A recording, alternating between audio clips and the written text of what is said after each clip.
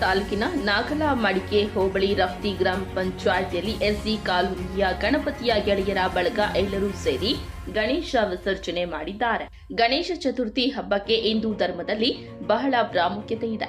ಗಣೇಶ ಚತುರ್ಥಿಯನ್ನ ಎಷ್ಟು ಸಂಭ್ರಮದಿಂದ ರಂಗುರಂಗಿನ ಪಟಾಕಿ ಸಿಡಿಸಿ ವಾದ್ಯಗಳೊಂದಿಗೆ ಕುಣಿದು ಕುಪ್ಪಳಿಸಿ ಸಂತೋಷದಿಂದ ಸಾರ್ವಜನಿಕವಾಗಿ ಆಚರಣೆ ಅಷ್ಟೇ ಅಲ್ಲದೆ ಸಂಪ್ರದಾಯಬದ್ಧವಾಗಿ ಗಣೇಶ ವಿಸರ್ಜನೆ ಆಚರಣೆಯು ಹುಟ್ಟು ಜೀವನ ಮತ್ತು ಮರಣ ಚಕ್ರದ ಮಹತ್ವವನ್ನ ಸೂಚಿಸುತ್ತದೆ ಮತ್ತು ಜೀವನದಲ್ಲಿ ಎಲ್ಲವೂ ಕ್ಷಣಿಕವಾಗಿದೆ ಎಂಬ ಅಂಶಕ್ಕೂ ಮಹತ್ವ ನೀಡುತ್ತದೆ.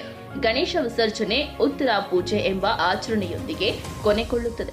ಇದನ್ನ ಮಾಡಿದ ನಂತರ ಗಣೇಶನ ಪ್ರತಿಮೆಯನ್ನ ನೀರಿನಲ್ಲಿ ಮುಳುಗಿಸಲಾಗುತ್ತದೆ. ಗಣಪತಿ ಬಪ್ಪ ಮೋರ್ಯ ಎಂದು ಭಕ್ತರು ಘೋಷಣೆಗಳನ್ನ ಮೊಳಗಿಸುತ್ತಾರೆ. ಕೆರೆಯಲ್ಲಿ ಮುಳುಗಿಸಲು ತೆಗೆದುಕೊಂಡು ಹೋಗುವಾಗ ಜನರು ಹಾಡು ನೃತ್ಯ ಮಾಡುತ್ತಾರೆ ಮತ್ತು ಆ ಕ್ಷಣವನ್ನ ಸಂಭ್ರಮಿಸುತ್ತಾರೆ.